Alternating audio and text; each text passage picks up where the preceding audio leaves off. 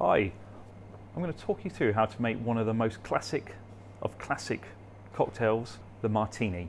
So most people, when you hear martini, you're thinking maybe using vodka.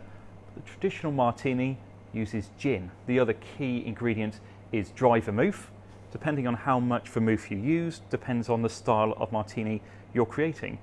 Also, garnish. The garnish you use for your cocktail has a massive impact on the final drink and can really change the style completely. So how to make it?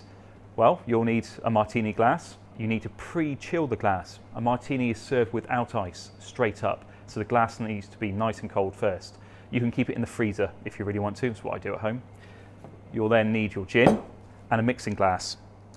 The ratio I'm going to use is on the drier side. It's about 5:1. So that is 60 millilitres or about 2 fluid ounces of your gin. Lovely, lovely gin. Using Cotswold gin, it's really tasty. And then I'm going to use about 15 millilitres, which is about half a fluid ounce for my vermouth. At the moment, we've just got booze mixed with booze, so we need to bring the ice into it. Ice acts as dilution and chills the drink. So in goes the ice. And contrary to popular belief, we're going to stir, not shake.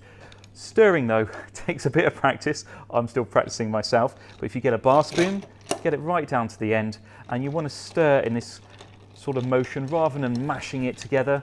You just want to gently coax these ingredients together. You stir until the liquid is chilled, usually about 30 seconds. So I'm going to do that now. Okay, so I think that's about 30 seconds. Now we have our drink. We just need to get it in our glass. So first of all, get rid of this. Nice chilled glass. Using something called a julep strainer to get the drink out. And in we pour. Fantastic. Nearly there. Remember, the garnish is all important. For me, I like to use a nice bit of lemon peel. So you have the pith pointing towards you and just gently squeeze over the top. Lovely. So that's my version of a dry martini. Hope you enjoy it.